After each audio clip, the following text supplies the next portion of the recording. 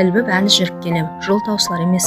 Екі қолымда ауыр сумкалар. Алматы Қапшағай бағытындағы автобустан түсіп, трассаның оң жағындағы көл жағасына орналасқан ауылға бет алғаныма 1 сағаттан асты. Көздің базар таусылып қыс қаһарына ене бастаған шақ. Ауа дымқыл, қара суық, жел қойын қоншыма тікіріп, сумаңдаған ызғармен тәнімді тітіргендіріп өтеді.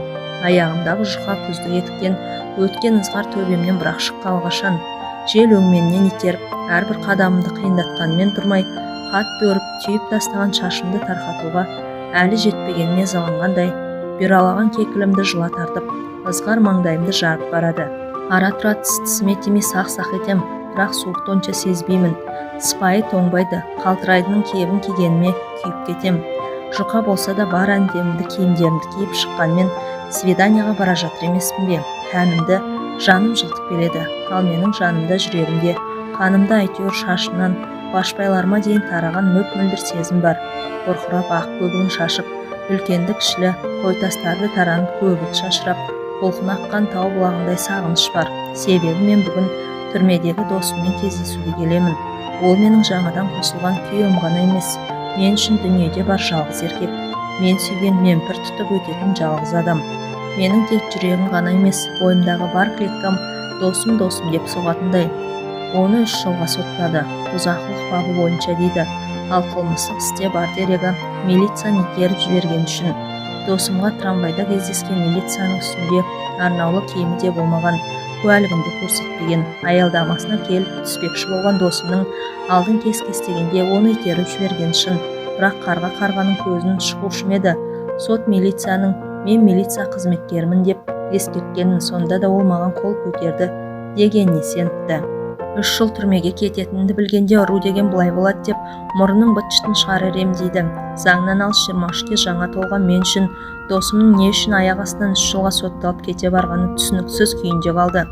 Әйтеуір досымның кінәсі екенін білемін. Ол керек десе шыбынды да өлтірмейді. Олар да Құдай жаратқан тіршілік иесі деп үйден ұстап алған шыбынды өлтірмей сыртқа ұшырып жіберетін. Сөйтетін досымым түрмеде отыр. Тағдыр басқа салса амалың жоқ екен. Басында 15 күнге қамайды, шашын алып тастайды дегенде тақырбас күйінде көршілерге пәтер иесі Татарка апайымызға қалай көрінесің, ұятай деп ағыл-тегіл жылап едім. Қасымнан бір жеңіл машина өте шықты. Тоқтаған жоқ. Адамгершілік деген жоқ қой осы күнгі адамдарда. Тоқтап ала кетсе қайтеді екен. Мына байқұс келіншегі ауыр сумкалармен келе жатыр екен. Жоялай кетейін деп, көл жағасындағы ауылға дейін әлі 5-6 шақырым бар деп, жанашырлық танысы тағадан түсіп қалатындай. Бірақ бұл ауылдың адамдарының трассадан түсіп қалыпы режимді зонаға ағылған адамдарға еттер үйреніп кеткен шығар. Әрине жақын жердегі машиналар мен ақшасы барлар такси жалдап шұбырып жатады. Бұл жерде отырғандардың ішінде Қазақстанның қай түкпірінен сотталғандар жоқ дейсің. Менің қайтар жолға автобусқа ғана төлейтін ақшам бар. Бұл свидания 3 күндік. Жұмыстан 3 күнге ақысы демалыс алғанмын. Себебі бұл свидания 3 ай сайын ғана беріледі. Қызық, сотталған жақын адамдармен кездесетін бұл кездесуді ауылдан келген кемпір шалдарға дейін свидания дейді. Мен бірінші рет осында отырған күйеумен кездесуге келдім десем, онша түсінікті емес секілді. Тересінен қарызға ақша сұрап алдым. Мына сумкалардың іші толған дәмді тамақтар. Досым екеумізге 3 күнге жетеді. Аяулы жаныма осы мүмкіншілікті пайдаланып 3 күн қолымнан келгенше жұмақ орнатпақшымын. Сол 3 күннің жылуы шуағы қалдырған ізі біздің сағынышымды басып, сол 3 күнде сүйіктіммен татқан дәмін алған ләззатымның қуаты, шырыны күшті жарығы біріне бізге көз уақытқа жетеді. Біздің бір-бірімізге деген сөнбес сезімімізді дәлелдейді. Осы қиыншылықты уақытты тезірек өткізіп артқа тастауға көмектеседі. Алдағы күндерге деген сенімімізді нығайтады. Досымды оның құшағын аңсаған кезде оның ыстық құшағын сағынып, төсекке өз жан-тәнімен арпалысқан сәттерде жанға қуат көңілге медеу болады. Олар бірге болайық, не үйленейік, не әртүрлі айла шарғымен коллекция үшін бірге болғысы келетін еркектерге той тарс беріп, 1-2 күндік қызық іздеп, денемді көздерімен ішіп жеген еркектердің қастарынан тәкаппарлана басып өте шығуға көмектеседі. Мына жол әлі бітер емес. Ой, қандай қуаныш, қандай бақыт еді. Мен бүгін мен сүйетін, мен сүйген еркекпен кездесем. Жаурағаным ештеңе етпейді. Құжаттарымызды тексеріп 1-2 сағат өткен соң кішкене ғана бөлмеге кіріп, от құшаққа енем. Содан соң жаңалықтарды айта жүріп шешіне бастаймын. Досым шешінуді менен соң бастаса да, бұрын бітіп маған бас салады. Осы шалт қимылдың өзінде ақ керемет бір үйлесім бар. Мені бір хрустальдан жасалған қымбат нәрседей бір жерін ауыртып сындырып алмайын дегендей нәзік аймалай бастайды да сезімнің селін ағытып келіп жібереді. Төменгі жағы іш киімін жыртардай тырсылдап ала сұрып өзінің барын тоқтайтын, пана табатын, аялдайтын орын іздеп одан тараған бар қызудың күші екеумізді өртеп бара жатады. Досым мені тұншықтыра аймалап өртеніп от шашқан жерін мендегі өзіне арналған орнына апарғанша тағатсыздана қимылдайды.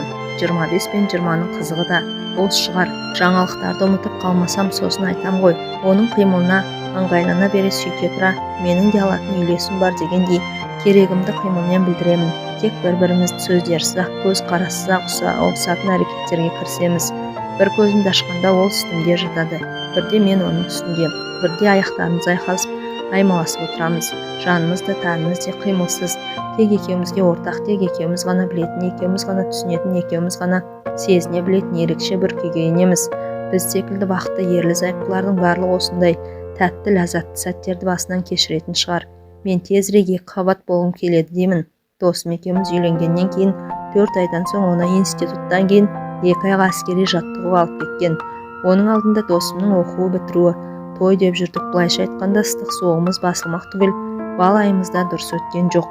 Содан кейін секундтар ма, минуттар ма, сағаттар ма, тек әйтеуір тәп-тәтті бір дүние. Арасында демалғанда ол саған қандай қимыл жасағанды толық ләззат аласын дейді. Мен өз ыңғайына қара, саған қалай ұнайды деймін. Бұл жағынан оның білімі көптеу екен, әйелдік бір сұңғылықпен сезіп. Екеуміз бір-бірімізді сыйлап, қандай жағынан болсын бір-бірімізге жақсылықтар мен жағдай жасағымыз келеді. Алғашқы танысқан күннен бастап осындаймыз. Сөйтетін адамның олайша қылмыскер атанып түрмеге 3 жыл отырғанына таңым бар. Досымның осындағы туысқандары араға біреулерді салып сотпен сөйлесіп көрген екен. Көзі бақырайып, өзінше діл марсыған ет жеңді қара қатын $3000 әкелсеңдер условный срок берем депті. Арадағы кісі неме айтқан, $3000 шамамыз келмейді, кредит алып қарыз алып $1,500 жинап берейік десе, ол әйел сендер не, базарда отырсыңдар ма, менің жоғарда беретін адамдарым бар деп, одан төмен болмайды депті. Ол соңынан ғой білгеніміз. Ал сот бітпес бұрын досымға жолуға рұқсат сұрап өтінішімізге қол қойдыра, енем екеуміз ол әйелдің қабылдауына кіргенбіз. Сонда сол сот зал әйел ертеңмен бауырсақ пісіріп әкелгенмін, ауыз тиіңіздер, бүгін жұма ғой дегенде, енем кішіпейлі Құдайға қараған жан екен деп жыл шырай танытқан. Ал мен үлкен адамға жасқаншақтана қарап, мама қандай жан екен көздері айтып тұрған жоқ па дегем, сөзінің өзінен жалғандық пен өтірік сезіліп тұрғандай көрінген. Әрине ол кезде сұраған ақшасын бере алмайтынымызды білген жоқ еді. Сол бір алғашқы көрген сәтте-ақ ұнамаған. Жүрегім сезген екен, біреудің бақытсыздығынан ақша байлық жинамақшы. $3000. Менің жалақымен ішпей жемей оны жинау үшін 8-10 жыл жұмыс істеу керек.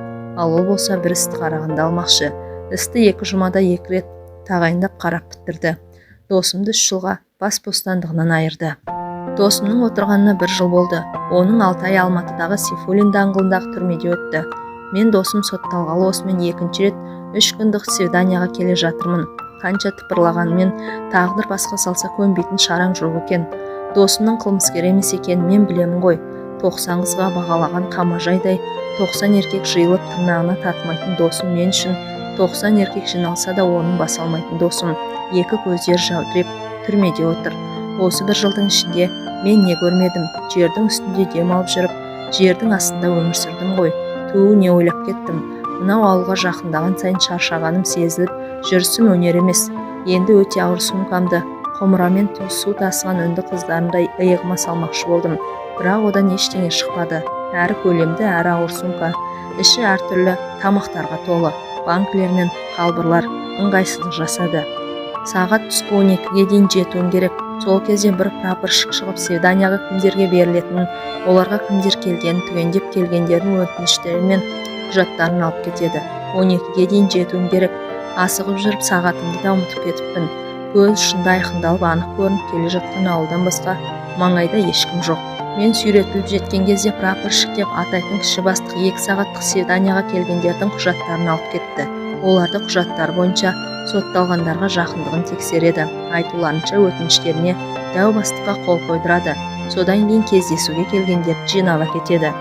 Бір рет мен мұндай свиданияда болғанмын. Жүгіріп барып досымның мойнына асыла кетіп, шашынан көзінен бас салып сүйе берсем ғой деп ойлағам. Мендегі сезім мен сағыныштың құдіреті түрменің тас қабырғаларын ертіп, Анау далиып жатқан зона дарбазасының жоғарғы жағынан көтерілген, толық жүргізілген сымдарды бырт-бырт түзетінде еді. Бізді әкеліп кіргізгенде әйнектің арғы жағында отырған түйремшіктердің ішінен қараңғы, ала көлеңке жерге көзім бір дегеннен үйренбегендіктен бе, қапелімде досымды бір дегеннен байқай алмадым. Түрімшіктердің барлығы қара киімді, жақтары суалған, көздері іштеріне кіріп шүңірейіп кеткен. Әрине олар курортта отырған жоқ. Ол кезде Алматыдағы түрмеден жаңадан ауыстырған кездер еді. Екі иығы шөгіп, ұзын бойы пәсейіп, ұнжырғасы түсіп кетіпті. Қалың бұйра шашы ешқашан болмағандай тақырбас. Бір-бірімізді байқап, көздеріміз түйісіп, бір-бірімізге қарсы шарқұстардай болып, қанаттарымызды қомдағанмен патша көңіліңді езіп жіберердей болған айналаға қарап, тез сабамызға түскенбіз. Өз шегірткенің айғырындай бір тұтам шыңылтыр дауыс сары еркек свиданияның тәртібін тағы қысқаша түсіндіруге кіріскен. Біз шарасыздықты түсінгенде екеуміз әйнектің екі жағынан телефон трубкасын бірдей қолға алдық.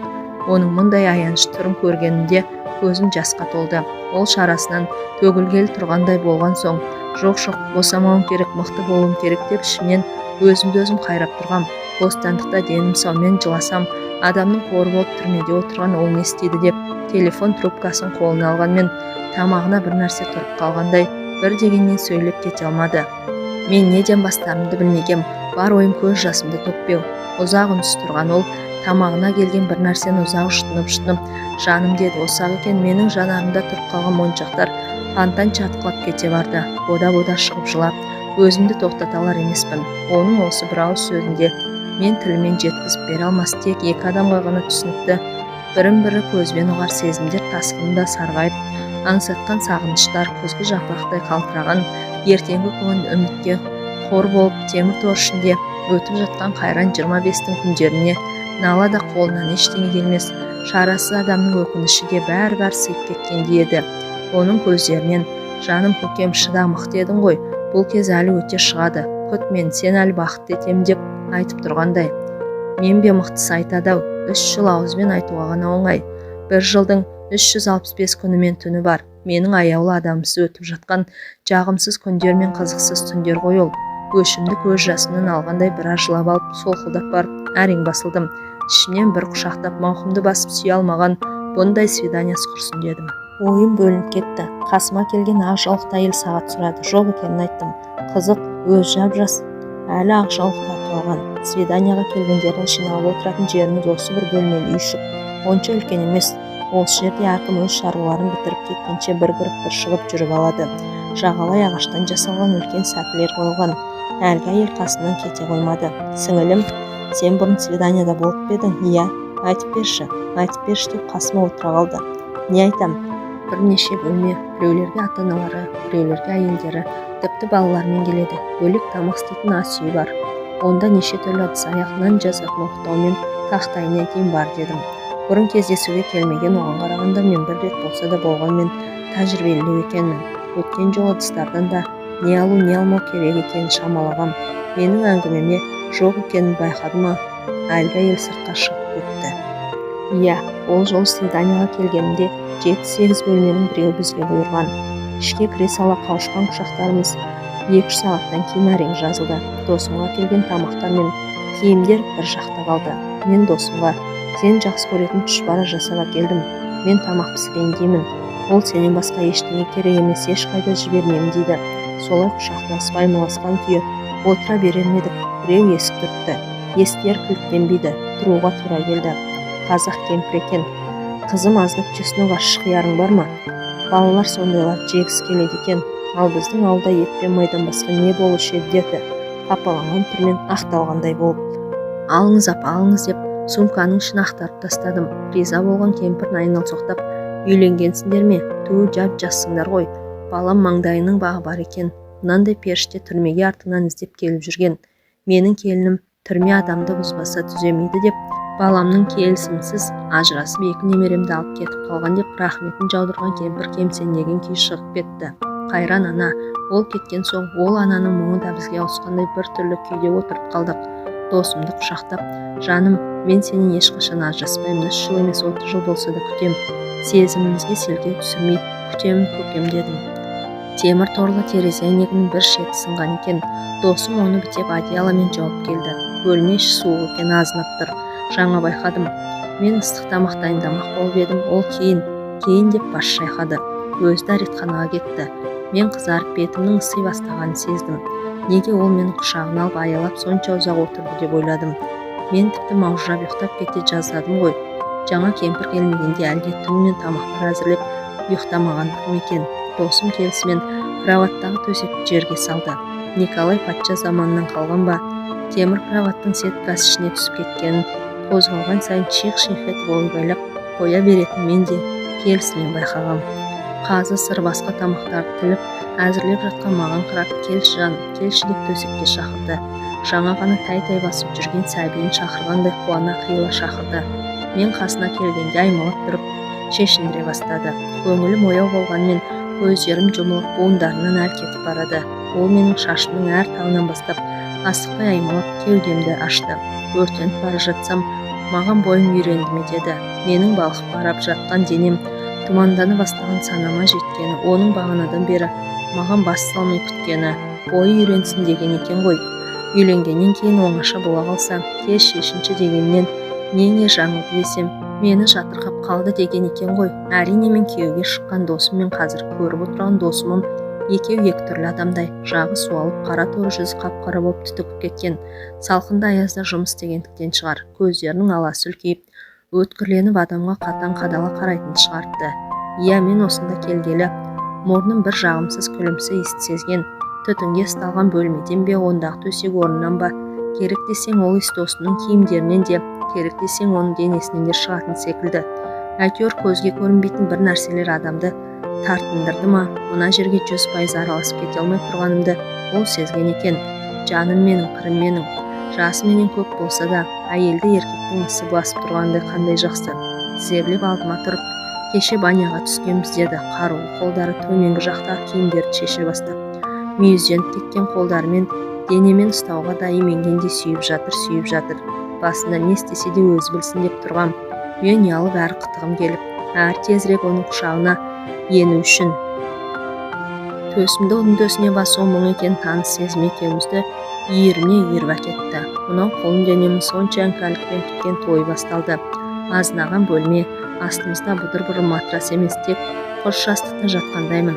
Айнала жып-жылы, мөп-мөлдір, тап-таза көгілдір дүниеде бір-біріне асыға аққан бұлақтай, жан тәніміз мидай араласып екеуміз бір адамға айналып кеткендейміз. Сиқырлап уақытта жүргендейміз, әлде адасып жүрміз бе, солай шығар-ау. Айналамызда қоршаған жұлдыздар. Осылай уақыт деген шіркін созыла берсе екен, бірақ бәрі кенеттен үзілді. Досым кінәлі адамдай шығып кетті. Шыдай алмадым деп төмен қарады. Бәрі тамаша, тамақ ішеміз, қарның ашқан шығар. Менің де қарным ашып кетті дедім. Оның өтірік, бірақ оның қайсы жағдайдан тезірек шығарып алғым келді. Тағы жарты сағаттай жата тұрайықшы деп бар тәнімді аймалап шықты. Ауылда тұрғандықтан ба, әлде бөлмеміз кілттегендіктен бе, мұндай жоқ секілдеді. Үйренбеген басым, қытығым келіп балаша мәз боламын.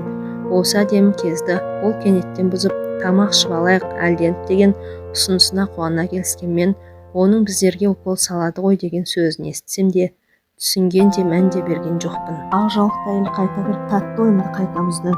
Анау прапорщик келе жатыр, енді біздерді апарады дегенін естігенде ұшып тұрдым. Фамилияларымыз атап жатыр, менікін қашан атайды екен деп тағатсызданамын. Өткенде бірінші рет келгенде фамилиямды естігенде мен де қуана айқайлап, жерден жік шыққандай жасап, жұрттың бәрін шошытып, олар мені ала көздерімен атып бір ыңғайсыз күйге түскем. Енді фамилиямды естігенде жай ғана мен деймін. Абзалова, саған свидание берілмейді деген сөзді естігенде біреу маңдайыма періп жібергендей болды. Қалайша берілмейді деймін, заң бойынша кезекке қояды. 12 жақтан жақын адамдар сарғайып күтеді. Артынып жол азабын көріп, жұбайлары я ата-аналары я жақын туыстар келеді. Еріккеннен емес, жұмыстан сұранып, кейбіреулер маңыз жандарын көршілеріне не туыстарына тапсырып, түрмеде отырғандар өмірден тума туыстарынан алыстап кетпесін, қоғамнан жырақтамасын, қандары қарайып өмірден түңілмесін. Оларды іздейтін, сағынатын, күтетін адамдар барын білсін деп келеді. Сонда оларға дөрекі, әзілдегенде мазақ қылғандай болып свиданиядан алып тастаған дейді. Неге ағай, неге? 3 күн болмаса да, 1 күн болса да, жарты күн болса да беріңізші деймін. Көз жасымды әрең тоқтатып. Мен кішкентай адаммын, неге екенін білмеймін. Не положено деп өтінішіңізге қол қоймады. деп арызы мен құжаттарымды қайтып берді. Басқалары мүсіркей аяп қарағанмен енді біздің кезегіміз дегенді білдірді. Көз жасымды көрсетіп, өзімнің әлсіздігімді мойындағым келмейді.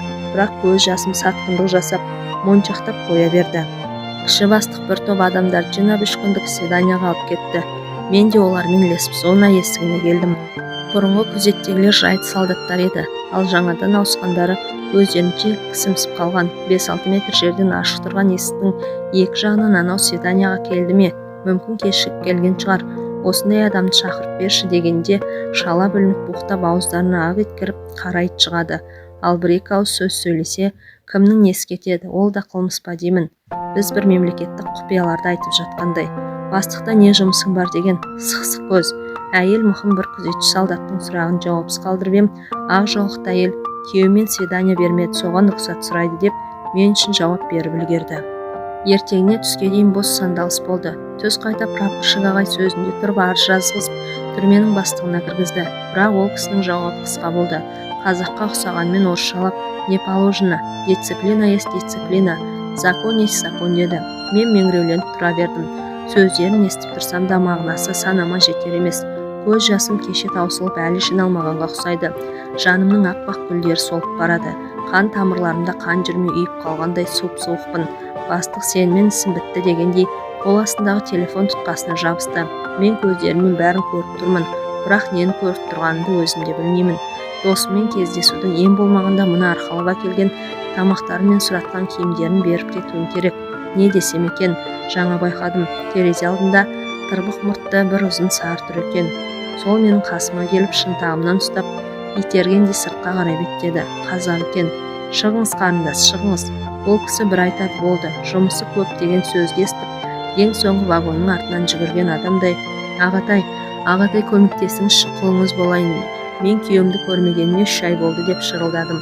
Қолыңыз болайын деген сөздің аузымнан қалай шыққанын өзімде байқамай қалдым. Жолықтырса да құлы болайын деп тұрғаным жоқ еді. Сөз рет солай болды. Жақсылығын жерге тастамайтынын сездіргім келген. Тыс кабинетке дәлізге шыққан соң, үйшікте бол, ешкімге ештеңе айтпа. Өзім шақырып алам деп сыбыр етті. Өз құлағыма өзім сенбедім. Ол менің естіп тұрғандарының шын екенін қуаттағысы келгендей білегінен қысып коридор есігінен шығарып жіберді.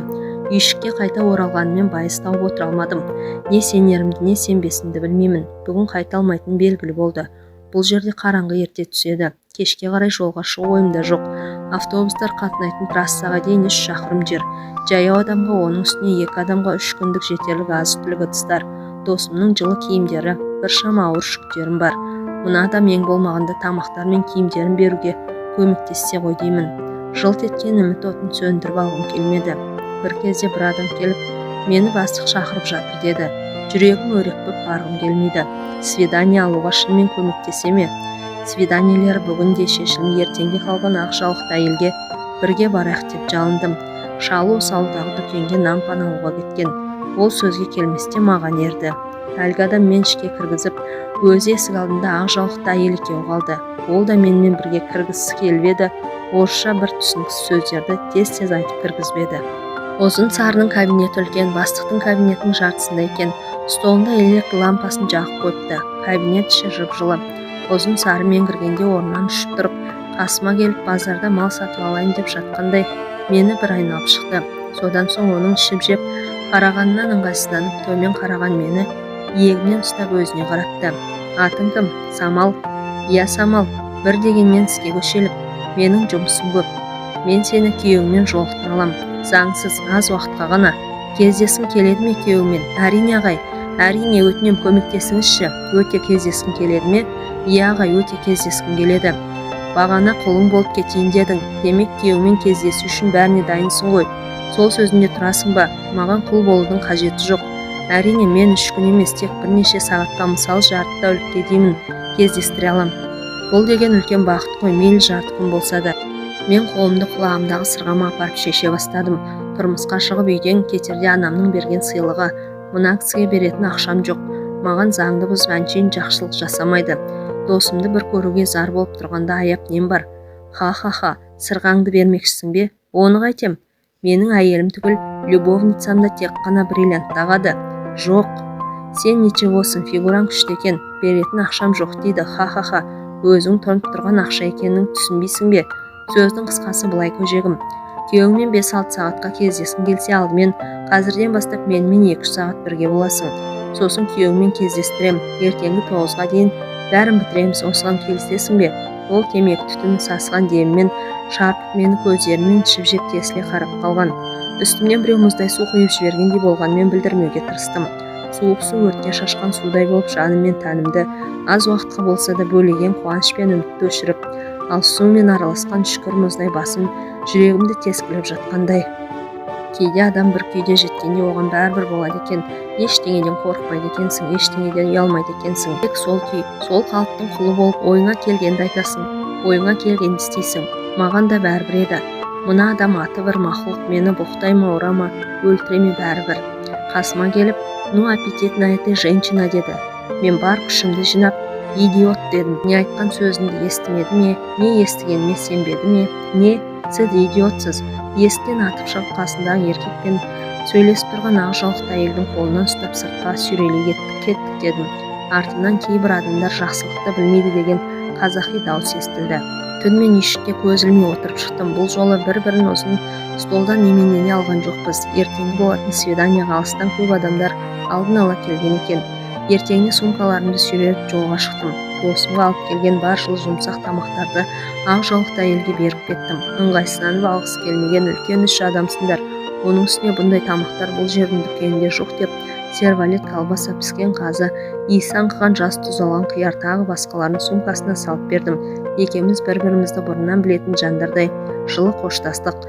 Кетерде мені құшақтап, басың жас қой сіңілім, жасыма деді. Сумкаң жеңілдегенмен әлі де досымға тамақ салып берем деген әдемі тыстарымен досының жылы киімдері бар. Қолдарым әлі ашып тұр, ісігі қайтқан жоқ. Жүрісім өнер емес. Трассаға мына жүрісімен қашан жетерім белгісіз. Әйтеуір кешке дейін жетсем, арғы жақ Алматыға дейін ағылған автобустар. Сумкаларымды қойып үстіне отырып дем алып отыр едім. Қасыма бір машина келіп тоқтады. Домаланған қара жігіт машинасынан түспей, қарындас қайда барасың деді дауыстады.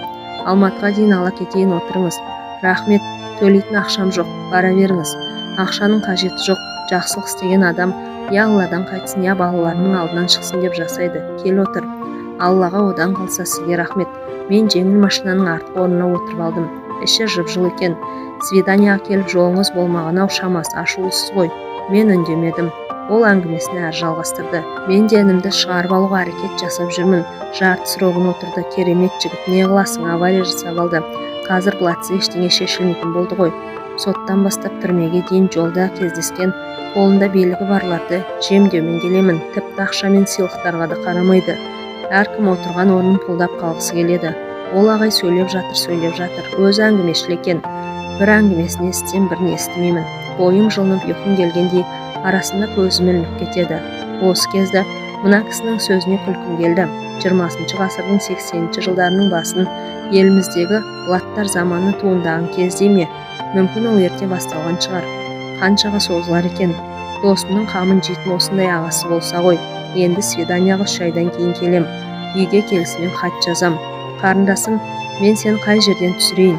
Мен селк ете түстім. Алматының шетіне келіппіз. Қарындасым үйіңе дейін апарып тастар едім. Қаланы дұрыс білмеймін. Қай аялдамадан түсірейін деді. Ол үйіме дейін жеткізіп тастамағанына өкінгендей. Аға, маған бәрібір. Өзіміздің Алматы ғой аға. Рахмет сізге ағатай. Ініңіз тез шықсын. Бала шағаңыздың қызығын көріңіз аға. Үйге трамвайға отырып келе жатып бейтаныс бір адамның арқасында Алматыға 1 сағаттай уақытта жеткеніме өзімде сенбегендей, өмірде жақсы адамдар да бар ғой деп ойладым. Жақсы адамның ең болмағанда атын сұрап қалмағаныма өкіндім. Соңғы 2-3 түнгі оқиғаларды есіме алып сезім тазалығы, тән тазалығы, жан мен ар тазалығы үшін күрестің басталған және бұл күрестің оңайға түспейтінін түсіндім. Көз алдыма Алматыдан 60 шақырымдай жердегі қазақшасы, өзен жағасындағы ауыл деген мағынаны білдіретін өзгеше тұрғындар бар.